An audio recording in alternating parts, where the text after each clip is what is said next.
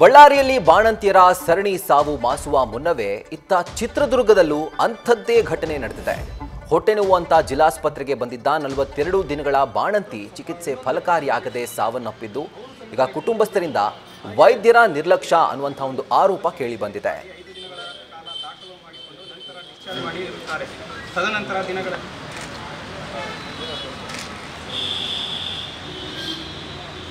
ಚಳ್ಳಕೆರೆ ತಾಲೂಕಿನ ಜಾಗನೂರಹಟ್ಟಿ ಗ್ರಾಮದ 24 ವರ್ಷದ ರೋಜಮ್ಮನವರು ಡೆಲಿವರಿಗೆ ಅಂತ ಅಕ್ಟೋಬರ್ 30ನೇ ತಾರೀಕು ಚಿತ್ರದುರ್ಗ ಜಿಲ್ಲಾಸ್ಪತ್ರೆಗೆ ಅವರು ಅಡ್ಮಿಟ್ ಆಗ್ತಾರೆ.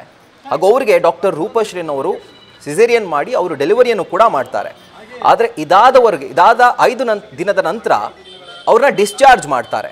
ಆದರೆ ಸಂಬಂಧಿಕರು ಮಾಡುವಂಥ ಆರೋಪ, ಖುದ್ದಾಗಿ ರೋಜಮ್ಮ ಅವರ ಪತಿ ಮಾಡುವಂಥ ಆರೋಪ ಏನು ಅಂತಂದರೆ, ಕ್ಯೂ ಇದ್ರೂ ಕೂಡ ಡಿಸ್ಚಾರ್ಜ್ ಮಾಡಿ ಏನೂ ಆಗಲ್ಲ ಅಂತ ಹೇಳಿ ಮನೆಗೆ ಕಳಿಸಿದ್ರು.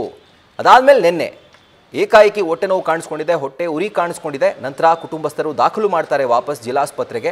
ಆದರೆ ದಾಖಲು ಮಾಡಿದಂಥ ದಿನಾನೇ ರೋಜಮ್ಮ ಸಾವನ್ನಪ್ತಾರೆ.